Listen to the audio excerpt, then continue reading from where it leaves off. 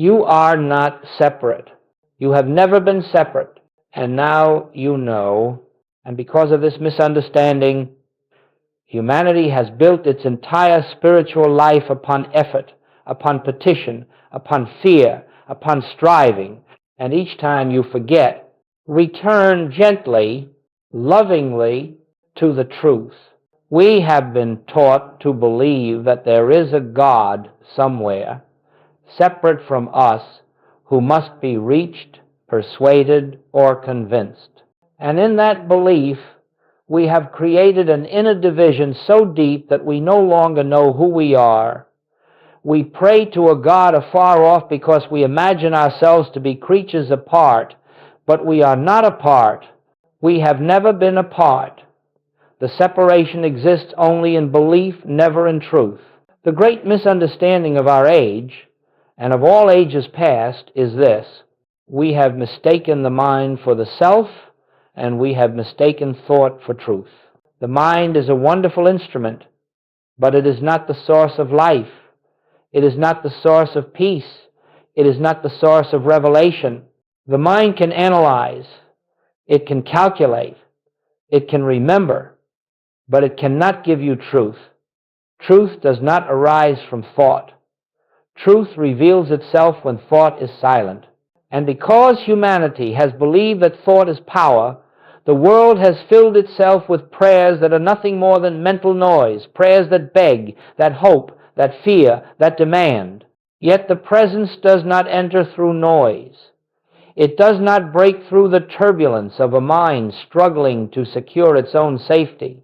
The presence comes only when the mind relinquishes its imagined authority and becomes still. You see, the spiritual life does not begin when we add something to ourselves. The spiritual life begins when we subtract what never belonged to us, the belief that we live separate from the infinite, that we must protect ourselves, that we must defend a personal identity. And the moment we release that belief, even for a breath, a silence opens, and through that silence the presence announces itself. Let me say this with all the clarity of truth.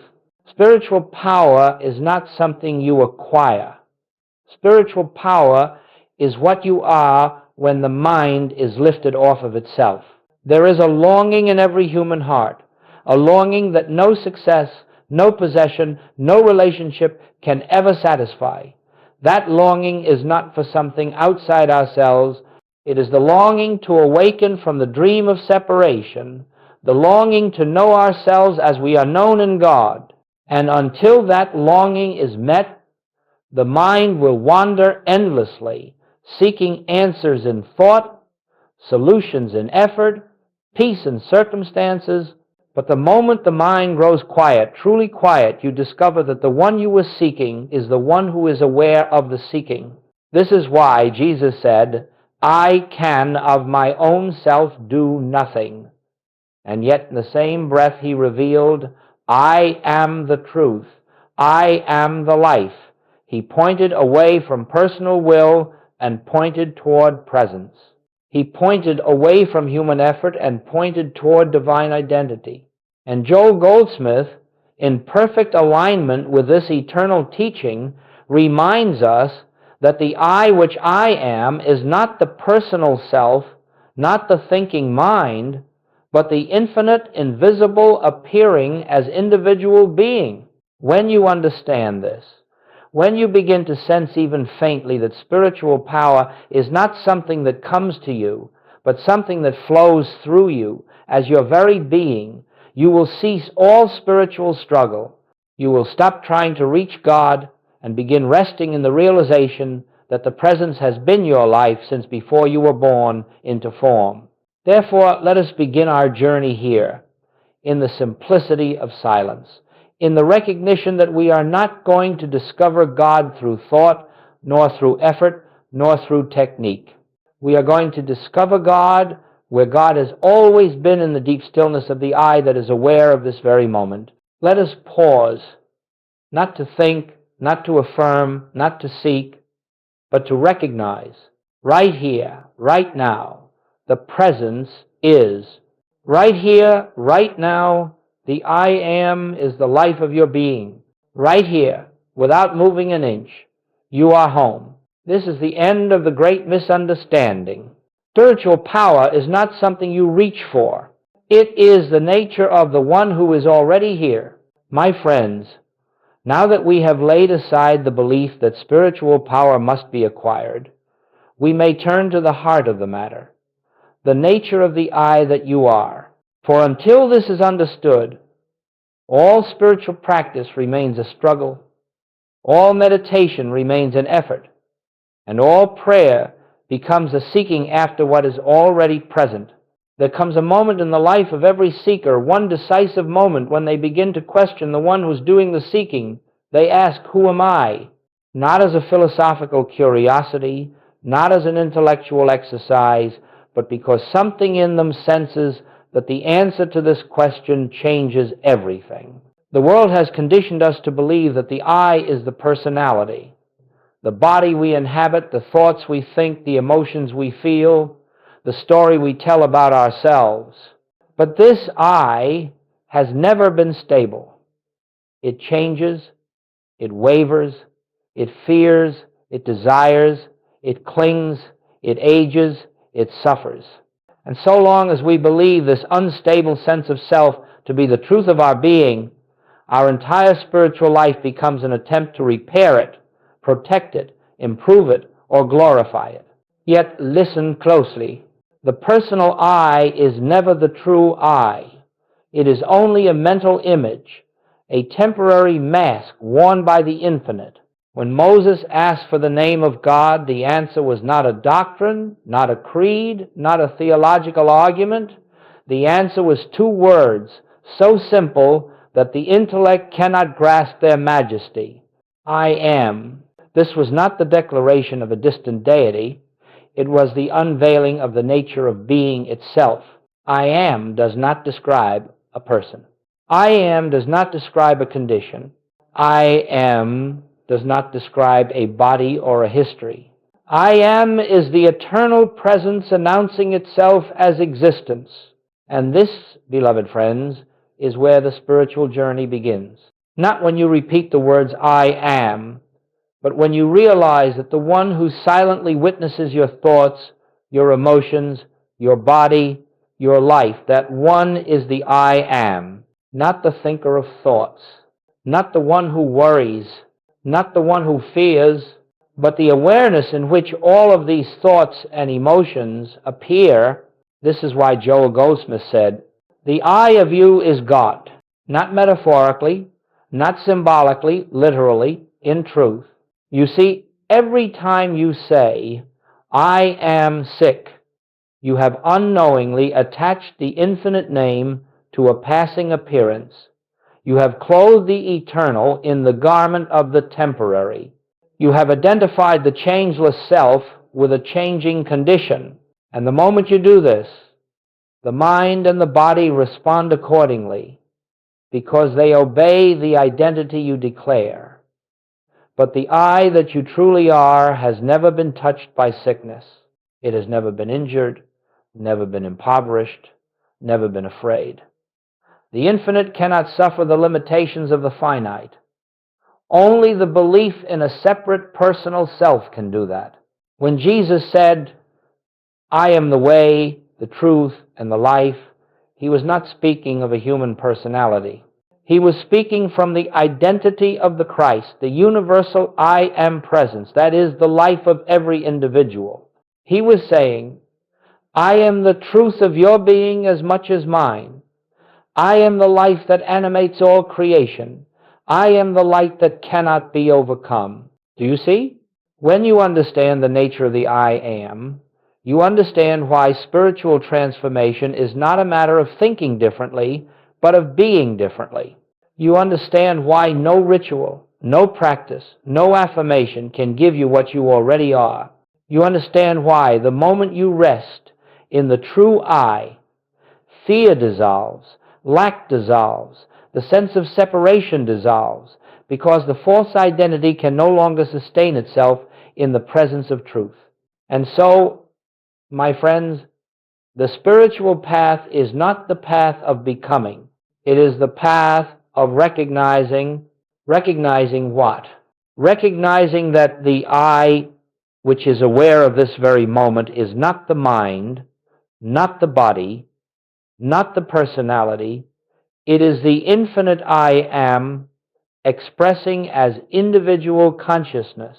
Let us pause again, not to think, but to recognize. Right now, the I that sees, the I that hears, the I that knows that I is the presence. It is unchanged by your past. It is unaffected by your circumstances. It is unafraid of your future. It is eternal, complete, and whole. And when you rest in that I, even for a moment, you no longer live as a separate being trying to reach God. You live as the presence revealing itself through you, as you, in every breath. This, beloved friends, is the beginning of Christ consciousness, not a mystical experience reserved for the few, but the recognition of the true identity of everyone. My dear friends, now that we have touched the sacred realization that the true I is the infinite presence and not the personal self, we may look calmly and clearly at the mechanism by which suffering arises. For suffering does not come from life, it does not come from God, it does not come from the presence that is your being. Suffering comes from one place only, the belief in a separate self and the activity of the mind that serves that belief. Let us speak plainly. The mind, as it functions in the world, is not your enemy, but it is ignorant. It is not malicious, but it is mistaken. It interprets life through the lens of separation. It believes it is a self living inside a body, subject to chance, danger, uncertainty, mortality. And because the mind believes this, it must remain in a constant state of tension, vigilance, and defense. The mystics have known this for thousands of years, and now, at last, even modern science confirms it. Neuroscience tells us that there is a network in the brain whose purpose is to maintain the illusion of a separate me, a self to be protected, improved, justified, defended. Science calls this the default mode network. The mystic calls it the ego. Different words, same illusion. This network becomes active whenever you think about the past, the future, your self-image, your fears, your desires, your judgments, your stories. It creates a sense of identity made entirely of thought, a fragile identity that can be wounded by a look, threatened by a circumstance, or shattered by a change in conditions. This is why the mind suffers. It is trying to preserve something that does not exist. The moment the mind believes, this body is me, it must fear for its survival. The moment it believes, my security depends on the world, it must cling to the world. The moment it believes, my worth comes from others, it must fear rejection. The moment it believes, my life is separate from God, it must beg for what it already is. But listen carefully. The suffering does not arise from the events of life. It arises from the interpretation of life by the personal mind. The body does not create fear. Circumstances do not create fear. Thought creates fear because thought has accepted a false identity. And so Jesus, with the clarity of the Christ, said, take no thought. Not because thought is bad, but because thought cannot know truth. Thought belongs to the personal sense of self, and the personal sense of self is illusion. Joel Goldsmit expressed the same truth when he said, all error is impersonal, meaning the fear you feel does not belong to your true being. The anxiety you experience does not belong to the I am. The suffering that rises and falls within you is not yours. It is the echo of a mind defending an identity that God never created. Now listen to how science and spirit converge. When the mind becomes quiet, even momentarily, the default mode network reduces its activity. The sense of a separate self loosens. The brain becomes more coherent, more unified. The individual begins to feel connected, peaceful, spacious. The mystic calls this the dissolution of ego. Science calls it decreased self-referential processing. The result is the same. The false identity loses its grip, and the presence is felt. But notice something subtle. The presence was not created by the stillness. The presence was merely revealed when the mind ceased its self-centered activity. You have not become spiritual. You have remembered what you always were. That is why Joel Goldsmith insisted again and again that spiritual healing is not the changing of conditions, but the dissolving of the belief in a personal self, the one who thinks, fears, reacts, resists, and suffers. And when that false I is recognized as illusion, the suffering attached to it dissolves of itself. You may ask, but how does this help me in daily life? How does this relieve my fear, my stress, my pain? And the answer is simple, though not easy. The moment you stop identifying with the personal thought stream, the moment you recognize this is not I, this is only the mind, suffering loses its anchor. Fear cannot survive when you stop calling it my fear. Pain cannot become identity when you stop saying I am in pain. Lack cannot imprison you when you stop declaring I am poor. Stress cannot dominate you when you realize this is not I. This is the mind performing its habitual dance. In that recognition, even in the smallest glimpse, you are free. You do not make yourself free. You behold the truth that has always been true. This is why both the mystic and the neuroscientist agree that silence, stillness, and present awareness transform human experience. But the mystic alone explains why. Because the stillness removes the mask of the personal self and reveals the I am, and when the I am is known, suffering has no foundation left upon which to stand. My beloved friends, now that we have seen how the personal mind creates suffering through the sense of separation, let us turn to the remedy, not a human remedy, not a technique of the intellect, but the way revealed by the mystics in every age and brought into our time with extraordinary clarity by Joel Goldsmith. This way is called practicing the presence. To those unfamiliar with the mystical path, this phrase may sound like meditation, affirmation, concentration, or the use of thought to reach God. But practicing the presence is none of these. It is not thinking about God. It is not speaking to God. It is not visualizing God. It is not attempting to bring God nearer. Practicing the presence is the art of becoming still enough, receptive enough, that the truth which is already present may reveal itself. It is the shift from attempting to bring God into your life to recognizing that God is the life you are living. You see, the infinite cannot be brought to you because it is already where you are. The presence does not enter your experience. It is your experience. But the noise of the personal mind covers this truth like clouds obscuring the sun. And so the work is not to reach the sun, for it is always shining, but to let the clouds drift away. This is why Joel taught the pause, that holy instant, when you step out of the mental stream and allow the truth to speak in its own voice. It goes like this. You stop. You become quiet. You withdraw your attention from the problem, from the thought, from the emotion. You do not resist it. You simply stop identifying with it. You become attentive not to a thought, not to a mantra, but to the inner stillness in which the presence dwells. Stopping this simple pause begins a transformation in the brain. For in that moment, the mind is no longer feeding the illusion of a separate self. The survival centers quiet down. The stress circuits begin to release.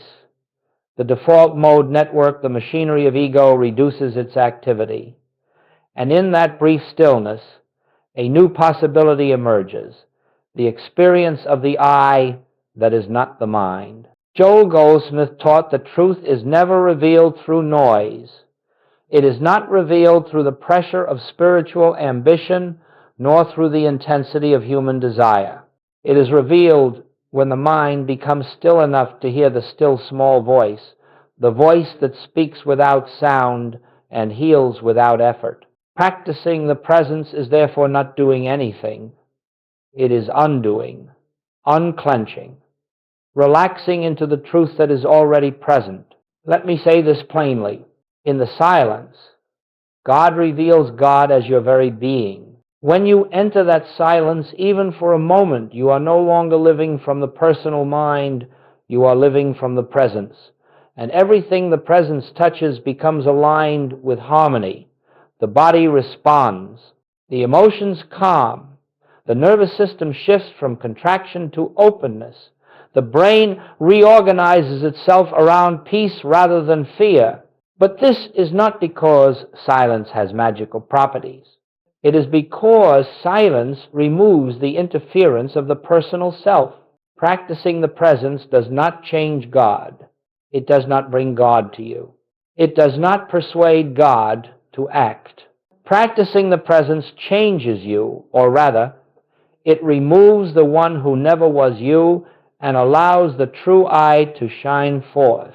In this stillness, you discover that God is not a power to be invoked. God is not a force you must summon. God is not an external source you must reach. God is the I that you are. And the moment you feel even a glimmer of this truth, you realize why Joel Goldsmith insisted that spiritual healing is effortless, not because the body or the world changes, but because the one who identified with fear has dissolved. The presence does the work. The presence reveals the truth. The presence transforms the consciousness. And the brain, that extraordinary instrument, follows the lead of consciousness. It becomes calm because the true I is calm. It becomes coherent because the true I is one. It becomes harmonious because the true I is harmony itself. And so, beloved friends, practicing the presence is the single most direct way to bring the brain into alignment with its purpose, not to defend a personal identity, but to express the infinite. Practicing the presence is not an act, it is an attitude, not a ritual, but a resting, not a technique, but a surrender into the truth that is already here. In this stillness, you discover that God is not a power to be invoked. God is not a force you must summon. God is not an external source you must reach. God is the I that you are. And the moment you feel even a glimmer of this truth, you realize why Joel Goldsmith insisted that spiritual healing is effortless, not because the body or the world changes, but because the one who identified with fear has dissolved, and in that knowing, life becomes simple. Effort ceases. Striving dissolves.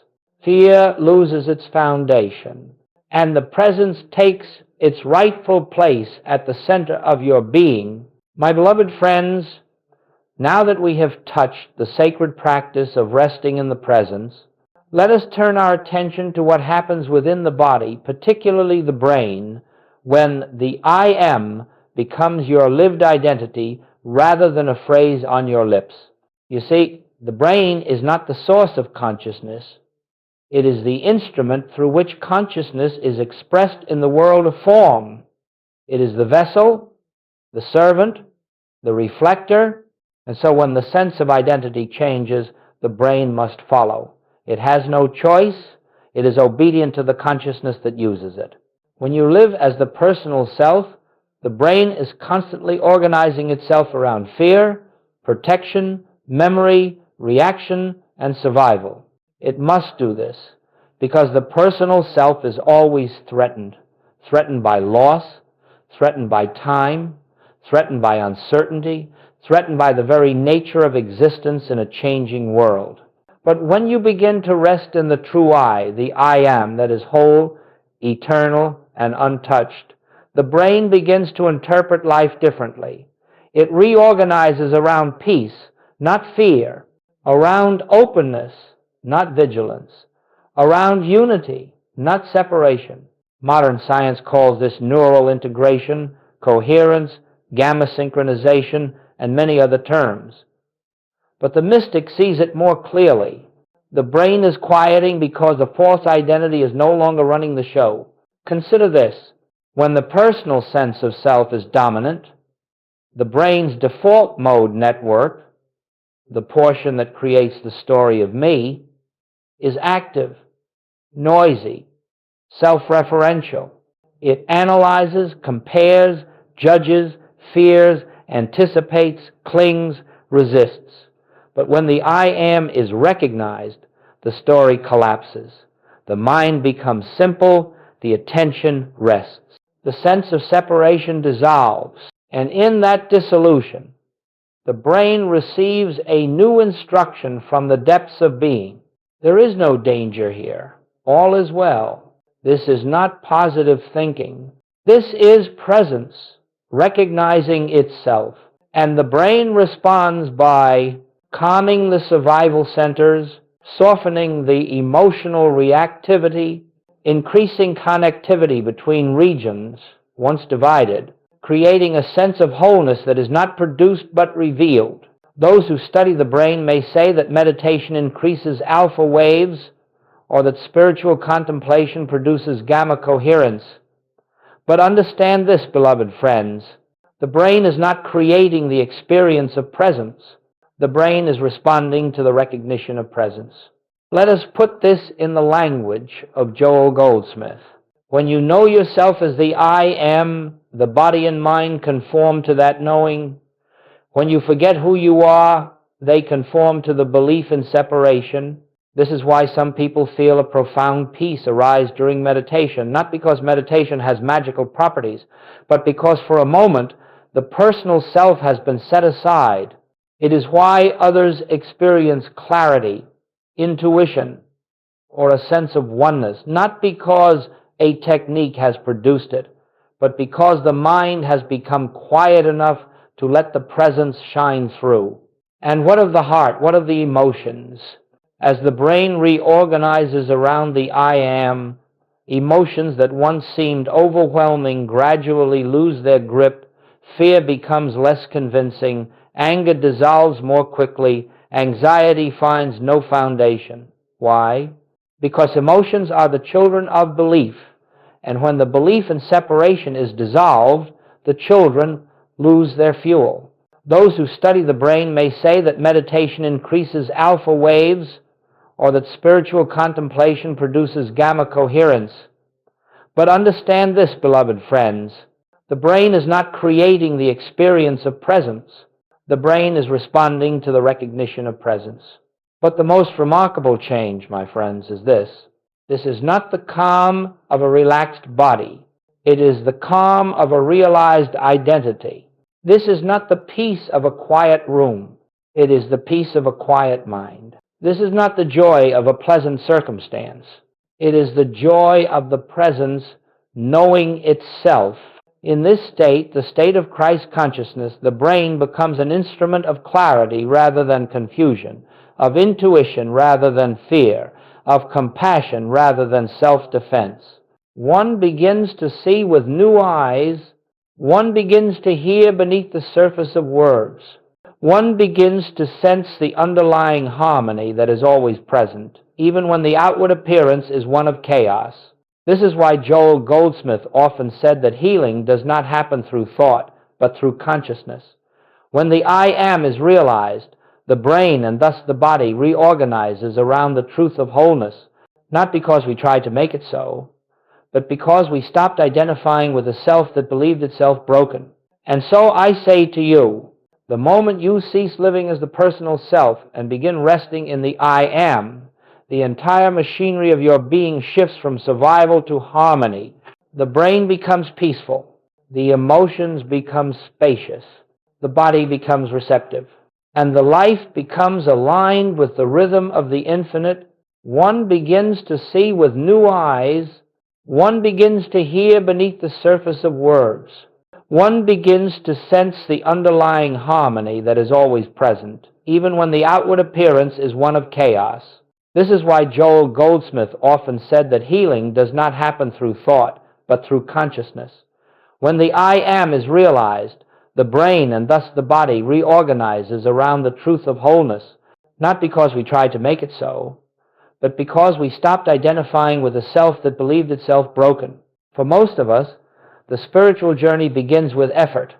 We try to change our thoughts, we try to have faith, we try to still the mind, we try to trust God, we try to overcome fear, and though the intention may be sincere, the one who is trying is still the personal self, and the personal self has no capacity to unite with the infinite. And so long as you try to reach God, you are affirming that God is absent. So long as you try to become spiritual, you are affirming that spirituality is not your nature.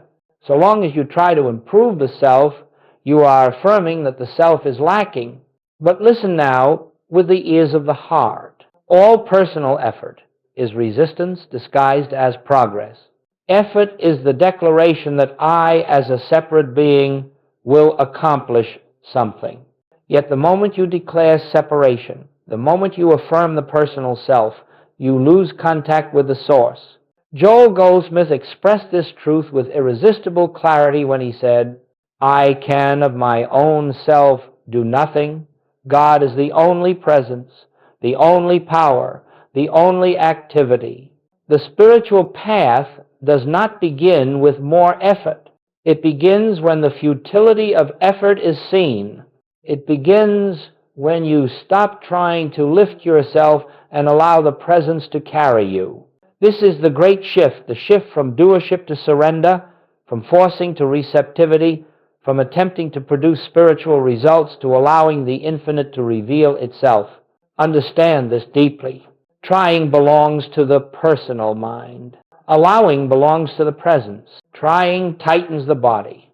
Allowing relaxes it. Trying agitates the mind.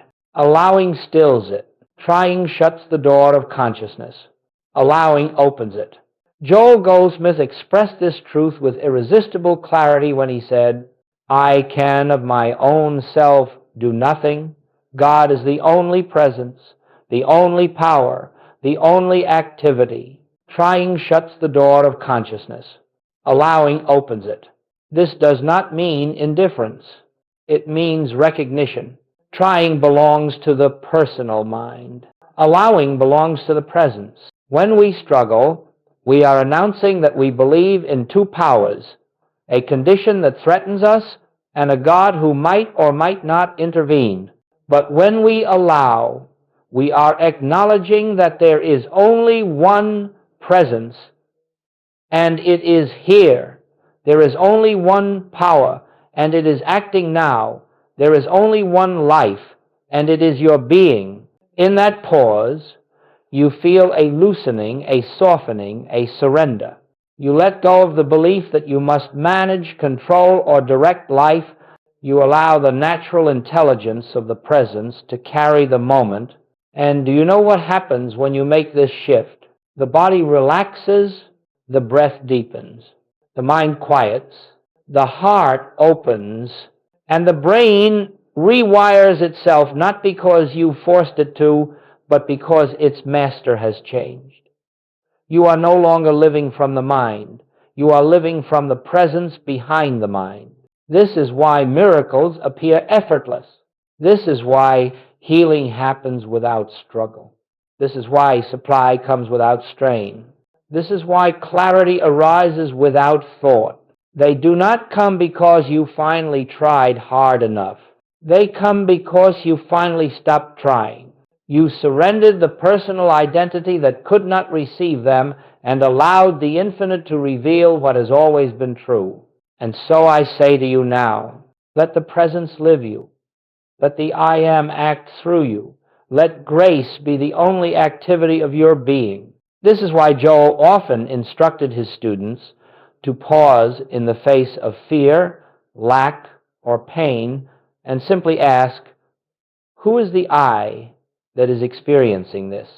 Not to find an answer in words, but to withdraw identification from the false sense of self that suffers. No effort, no strain, no struggle. Only the quiet knowing, I need do nothing, for the presence is doing all things through me. This is the end of personal struggle. This is the beginning of spiritual life. This is the shift from trying to allowing the essence of living as the Christ rather than as the separate self. My dear friends, now that we have touched the sacred truth that the spiritual path is not a matter of effort but of allowing, it becomes necessary to speak plainly about how this realization is lived, not merely in quiet meditation, not merely in moments of inspiration, but in the ordinary movements of the day. For the true measure of spiritual attainment is not the experience you have in silence, but the consciousness that governs you when you are cooking, cleaning, paying bills, working, speaking, relating, creating. Christ consciousness is not an escape from life. It is the light that lives your life. So let us speak of how the I am becomes practical. First, remember always that spiritual living begins with recognition. Recognition that the presence is here before thought, beneath emotion, behind every appearance. Recognition that you are not the one thinking, fearing, planning, reacting. Recognition that the I am is the only identity at work. And so, when you rise in the morning, do not rush immediately into the world of the senses. Do not fling yourself into the noise of the day. Sit, even for a moment, and acknowledge, I am is the life of this day.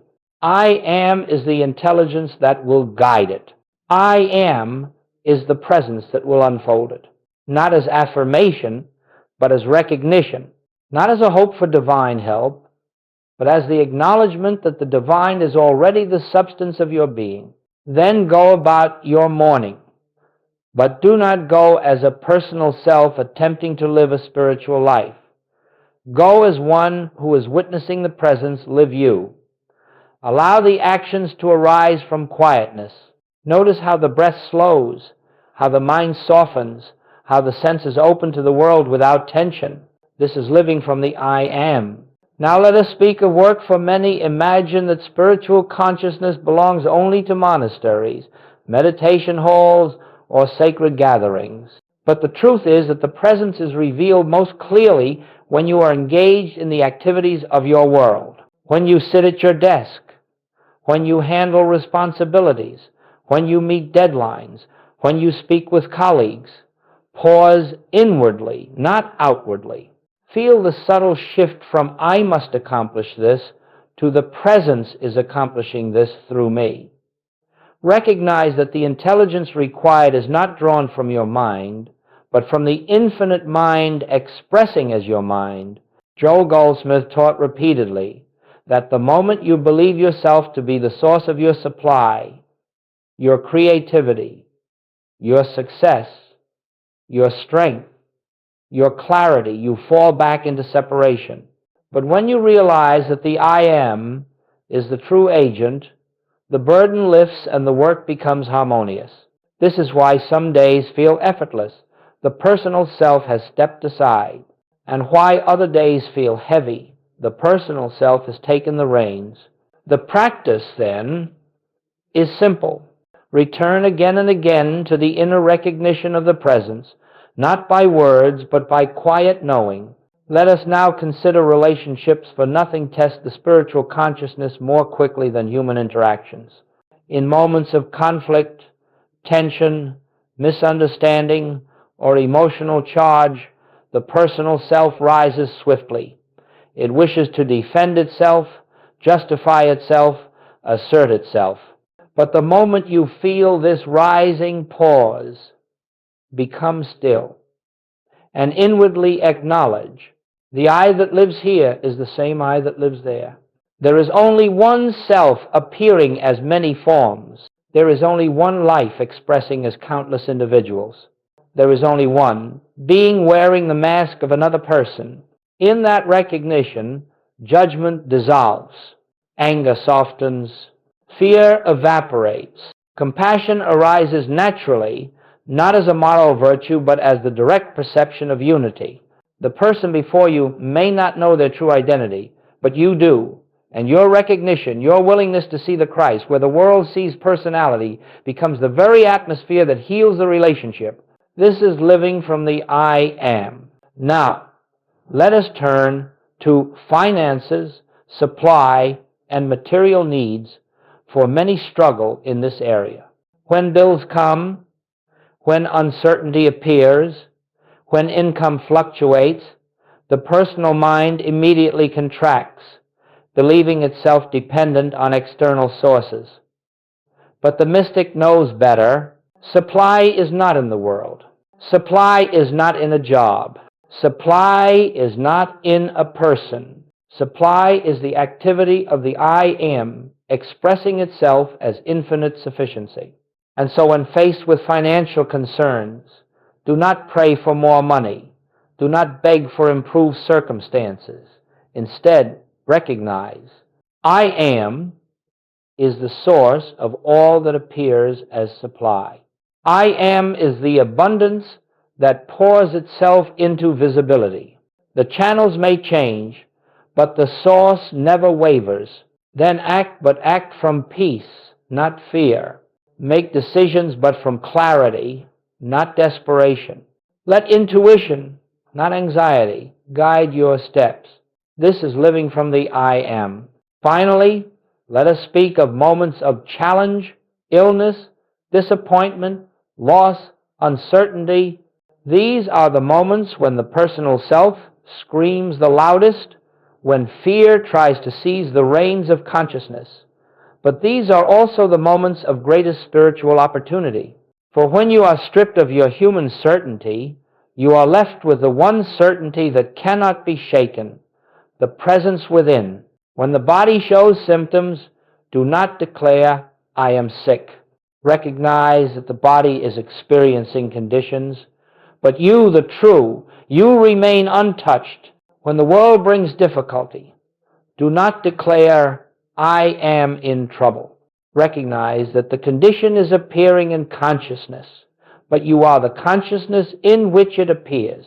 This recognition, this silent remembrance, is the beginning of freedom in every situation. And so I say again, in every moment of the day, pause and return to the truth. Do not try to reach God. Do not try to become spiritual.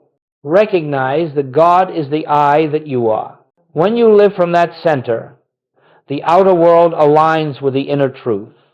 Not immediately, not dramatically, not magically, but steadily, gracefully, inevitably. This is the practical life of the Christ. This is how the I am walks through the world. This is how Spirit expresses through you in the marketplace, the home, the workplace, the kitchen, the classroom, everywhere. My beloved friends, now that we have explored the practical ways in which the I am moves through daily living, let us enter a still deeper truth, the truth of inner transfiguration, the sacred transformation that occurs when Christ consciousness becomes the center of your being rather than a momentary experience. For spiritual awakening is not merely a change in belief, not an improvement of personality, not the adoption of a new philosophy. It is a transfiguration, the dawning of an entirely new consciousness, a new identity, a new inner atmosphere in which the old self cannot survive. The world has long spoken of enlightenment as a sudden flash, a dramatic event, a mystical light. But the true transformation, the transformation Joel Goldsmit pointed toward, is quieter, deeper, more enduring. It is not a moment of illumination. It is the gradual dissolving of the personal identity and the revealing of the I am as your very self. Let us look gently at how this transfiguration unfolds. At first, you experience moments of peace, brief glimpses when the mind grows quiet and the present shines through. These moments feel spacious, luminous, soft. The world seems gentler. Circumstances seem less threatening. The heart opens naturally, but soon the personal mind returns with its familiar chatter. What about tomorrow? What if things go wrong? What will others think? What will become of me? This oscillation is natural. The personal identity does not vanish all at once. It fades, like the moon at sunrise, gradually losing its light as a greater radiance fills the sky. This fading is the beginning of transfiguration. Then comes the second stage, when the presence becomes an undercurrent. Even when the mind is active, even when emotions stir, even when conditions challenge you, something deeper remains unmoved. It is as though an inner stillness accompanies you everywhere, not because you are trying to maintain it, but because it is becoming your natural state. You begin to feel as though life is happening through you rather than by you. Decisions arise from intuitive clarity rather than mental effort. Peace becomes less dependent on circumstances. You still feel emotions, but they pass through you without defining you. At this stage, the brain itself begins to reorganize. The patterns of fear weaken. The habits of reactivity diminish. The centers associated with compassion and intuition grow stronger. Science observes these changes with awe, but the mystic knows they are merely the outer reflection of a deeper shift. The old identity is dissolving. Then comes the third stage, when the presence becomes the governing principle of life. The personal self is no longer the center of your attention. You do not awaken each day asking, "What must I do?" Instead, you awaken with the quiet awareness, the presence is living this day. In this stage, the sense of separation fades. You feel connected to all beings without sentimentality, without effort, simply because unity is now your lived reality. You no longer seek security, for you see that nothing real can ever be threatened. You no longer cling to the past, for you know the I Am has no past. You no longer fear the future, for the I Am has no future. You live in the eternal now, not as a concept, but as a lived experience. This is the beginning of transfiguration. But there is a fourth stage, and here the sacred mystery deepens. In this stage, the presence begins to reveal itself not merely as peace, but as power, not the power of force, not the power to control the world, but the power that Jesus demonstrated, the power of spiritual authority. This authority does not shout, it does not demand, it does not seek to bend circumstances to its will, it simply reveals the unreality of appearances. When Jesus looked upon sickness, he did not see a body in need of repair. He saw the perfection of God's presence where the world saw disease. And because his consciousness was the truth, the appearance yielded. This is the meaning of transfiguration. Your consciousness becomes the truth that dissolves illusion. You do not fix the world, you see through it. You do not heal people, you recognize their wholeness.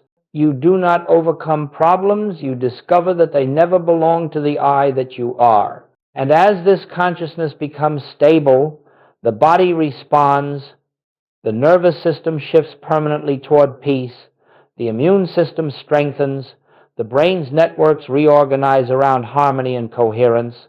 Even the face changes, it softens, brightens, radiates a quiet joy. This is not imagination, it is the natural consequence of living from the truth of your being. Then comes the final stage of transfiguration, the stage Joel Goldsmit spoke of as living in the rhythm of the infinite. In this stage, you no longer feel like a person seeking God. You feel like spirit expressing as person. You are not an individual trying to be spiritual. You are the infinite expressing as individuality. There is a flow to your life now, effortless, graceful, guided. Synchronicities appear. Doors open where there were no doors. Obstacles dissolve before they reach your path. Your presence heals without trying. Your words uplift without planning. Your silence carries power. This is the life of the Christ, not as a doctrine, not as theology, not as belief, but as lived experience. This inner transfiguration is not given to the few. It is not reserved for saints, mystics, or prophets. It is the natural unfolding of the I Am in every being who becomes still enough to recognize their true self. For beneath the layers of personality, story, fear, memory, emotion, conditioning, belief, beneath all of it, the Christ stands untouched, unchanging, eternal. And when this Christ, this I Am, becomes your identity, your entire being is rewired to reflect that truth. This is transfiguration. This is awakening. This is the destiny of every soul. This is the birthright of all who say, not with lips but with realization, I and the Father are one. My beloved friends, we have traveled together through the inner landscape of consciousness, from the illusion of the personal self to the dawning of the infinite I, from the noise of the mind to the stillness of the presence, from the strain of human effort to the grace of divine allowing, from fear to freedom, from separation to the living realization that I am the presence that animates this life. Now, as we come to the close of this journey, which is not an ending but a beginning, let us return gently, lovingly, reverently to the one truth that has been the foundation of every step we have taken. And that truth is this: there has never been a moment when you were separate from God. There has never been a moment when the I Am was not your identity. There has never been a moment when the Christ was absent from your being. The entire journey, all the seeking, the struggling, the questioning, the yearning, was the dream of a self that never existed. The spiritual path is not the movement from ignorance to knowledge. It is the awakening from illusion to the truth that has always been here. The moment you recognize this, truly recognize it, something inside you exhales. A deep, ancient tension releases. A lifetime of searching softens, and you quietly realize, I have been home all along. The entire journey, all the seeking, the struggling, the questioning, the yearning, was the dream of a self that never existed. The spiritual path is not the movement from ignorance to knowledge. It is the awakening from illusion to the truth that has always been here. The entire journey, all the seeking, the struggling, the questioning, the yearning, was the dream of a self that never existed. The spiritual path is not the movement from ignorance to knowledge. It is the awakening from illusion to the truth that has always been here. Be still and know I am. Be still and know that what you have sought is the one who is seeking. Be still and know that what you have prayed for is the one praying. Be still and know that the peace you desire is the one desiring. Be still and know that the love you seek is the one loving. Be still and know that the life you wish to trust is the one living. Everything you have longed for is contained in the I that you are. Not the personal I, not the historical I, not the fearful I, not the body-bound I, not the emotional I, but the eternal, unconditioned I am the presence that existed before your story began and will remain long after every story ends. Now, as you walk back into your daily life, do not strive to remember these words. Do not cling to teachings. Do not attempt to hold spiritual ideas in your mind. Instead, allow the truth to gently sink into your being like sunlight warming the ocean. Let the memory of the personal self fade. Let the grip of fear loosen. Let the compulsion to control soften. Let the image of yourself dissolve. Let the presence take its rightful place. And as this happens naturally, effortlessly, you will discover that life becomes lighter. Your burdens are fewer. Your reactions grow softer. Your awareness becomes clearer. Your heart becomes open. Your mind becomes still. Your path becomes guided. Your days become infused with a quiet joy that needs no reason. Not the personal I, not the historical I, not the fearful I, not the body-bound I, not the emotional I, but the eternal, unconditioned I am the presence that existed before your story began and will remain long after every story ends. Let the memory of the personal self fade. Let the grip of fear loosen. Let the compulsion to control soften. Let the image of yourself dissolve. Let the presence take its rightful place. You are not on the path. You are the path. You are not seeking the light. You are the light. You are not striving to reach God. You are the expression of God. Let this realization be your rest. Let this realization be your strength. Let this realization be your peace. Let this realization be your freedom. And let your life, simple, ordinary, sacred, become the living testament that the kingdom of God is not a place, not a future, not a reward, but the ever-present fullness of the I am. Now, quietly, gently, let us close where we began. In the presence, before thought, before emotion, before identity, be still. Be aware, be present, be the I am. For this and only this has always been your home.